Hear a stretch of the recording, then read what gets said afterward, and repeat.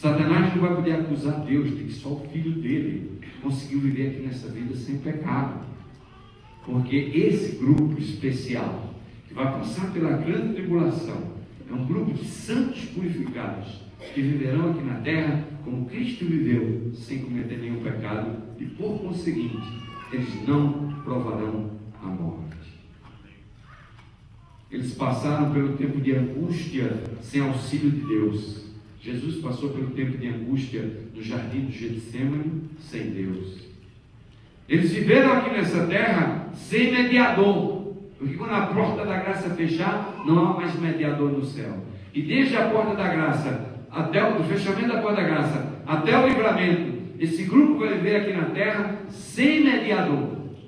Jesus, na sua trajetória do Getsemane ao Calvário, Jesus também não tinha mediador. Eles vão viver neste mundo sem pecar como Jesus também viveu. E eles vão ter a vitória sobre o pecado porque Cristo morreu por eles. E porque Cristo morreu por eles, eles não vão provar a morte. Quando nós olhamos para o futuro da história desta igreja, o que nós sentimos no coração? Quando você olha para o horizonte profético, o que é que você sente, meu jovem, dentro do teu coração? Medo? Alegria? Gozo? Qual é o sentimento que brota em nosso coração quando nós olhamos para os eventos finais que estão diante de nós? Se nós olhamos para os eventos finais e para a perseguição que teremos à frente, e ao vermos que o tempo está chegando, e nós ficamos com medo, esse é um sinal e um sintoma de que nós não estamos o quê? Não estamos preparados. Aqueles que estão preparados espiritualmente para essa batalha final do conflito dos séculos, ao verem os eventos se aproximar, eles sentirão gozo, alegria no coração e louvarão o nome de Deus, a despeito do sofrimento, da dor e das tribulações que nós iremos passar nesse período que vai ocorrer a batalha do Armagedon. Mas sabe, irmãos, eu louvo a Deus porque está registrado no livro de Apocalipse o cântico da vitória. Aqui fala um cântico da vitória que só aqueles que forem fiéis poderão cantar. Esse cântico da vitória é um cântico da experiência. E nós vamos mover agora para o capítulo 15 de Apocalipse.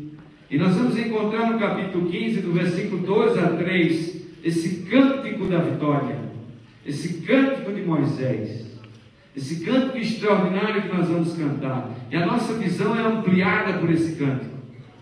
Apocalipse capítulo 15, e o versículo 2 e 3, diz assim: E vi como que um mar de vidro misturado com fogo, e os que tinham vencido a besta e a sua imagem e o número do seu nome estavam em pé junto ao mar de vidro e tinham as harpas de Deus, e cantavam o cântico de Moisés, o servo de Deus, e o cântico do Cordeiro, dizendo: Grandes e maravilhosas são as tuas obras, ó Senhor Deus Todo-Poderoso. Justos e verdadeiros são os teus caminhos, ó Rei dos séculos. Quem não te temerá, ó Senhor, e não glorificará o teu nome? Pois só tu és santo, e todas as nações virão e se prostrarão diante de ti, pois os teus juízos são o quê?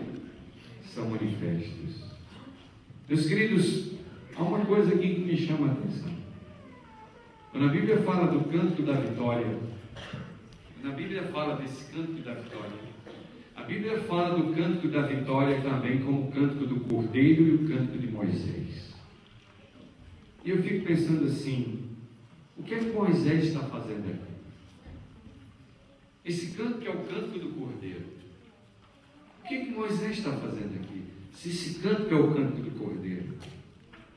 Depois de analisar um pouco e examinar o texto, nós precisamos refletir em alguns aspectos. Por exemplo, o primeiro aspecto fala a respeito da posição de autoridade de Moisés em relação a Deus, em relação à revelação de Deus que foi dada no Monte Sinai. foi Moisés quem entregou à humanidade, através do povo de Israel, a orientação básica acerca do estilo de vida projetado por Deus para o homem. Foi Moisés quem escreveu as leis de Deus e escreveu o Torá. E também no Velho Testamento é conhecido como o livro de Moisés. Moisés foi o homem que recebeu os 10 mandamentos, que foi entregue pelo próprio Deus como uma revelação expressa do seu caráter aos seres humanos. Isso significa que em todos os tempos, os ensinamentos dados a Moisés no Monte Sinai são a base do conhecimento e da vontade de Deus revelada a todos os seres humanos. É por isso que Moisés tem um papel importante, porque Moisés não tem um papel importante na salvação do homem, mas Moisés tem um papel importante como anunciador da mensagem da salvação que Deus queria revelar aos seres humanos. Esse cântico da vitória ou do Cordeiro é chamado Cântico de Moisés, porque ele traz de volta à nossa memória a libertação do Egito e o livramento no Mar Vermelho como um símbolo da libertação final. O que se passou no Egito e na trajetória do deserto e ao mar se abrir e finalmente esse povo entrar na terra prometida não é uma outra coisa senão uma revelação de Deus à humanidade do que realmente ia acontecer com os filhos de Deus quando finalmente nós entrássemos na terra prometida. É por isso que Moisés ele tem um papel especial, porque a liderança de Moisés é um símbolo de Cristo Jesus. Moisés é um símbolo de Cristo, pegando os israelitas e conduzindo eles até a terra prometida, tirando ele do Egito e libertando esse povo, depois de 430 anos de cativeiro egípcio. Deus olha para aquela geração incrédula, e quase todos eles pereceram pelo deserto. Às vezes eu fico pensando assim, quantos milagres, quantas oportunidades, quantas vezes Moisés foi bombardeado pelo povo, porque o povo estava desconfiando, desacreditando, reclamando, passaram a vida inteira esperando um libertador, e quando finalmente o libertador apareceu, o povo agora queria voltar para comer as panelas do Egito, queriam voltar para o estilo de vida do Egito, queriam introduzir os costumes do Egito dentro da igreja do deserto. E isso é o que tem acontecido hoje. O povo de Deus não está muito diferente dos israelitas. Eles estão indo lá no mundo aprender as coisas do mundo e estão trazendo as coisas do mundo para dentro da igreja de Deus. E meus queridos jovens, nós precisamos tomar muito cuidado com isso. Aquele povo pereceu pelo deserto e não entrou na terra prometida por muita coisa. Eles queriam trazer os costumes do paganismo do Egito para dentro da nação. E se a igreja de Deus hoje permitir que os costumes do mundo sejam introduzidos dentro da igreja de Deus, essa igreja vai perecer no deserto do pecado, a exemplo dos israelitas. Deus está lançando um desafio para nós. O Deus que nós temos é um Deus poderoso. Nós precisamos experimentar a Deus pessoalmente, para conhecê-lo por experiência pessoal. O Evangelho ele não é uma teoria. O poder de Deus não é uma teoria. Os milagres de Deus não é uma teoria. Mas Deus não tem operado em nosso meio por causa da nossa incredulidade. Deus não tem operado em nosso meio por causa do nosso descaso com as coisas espirituais.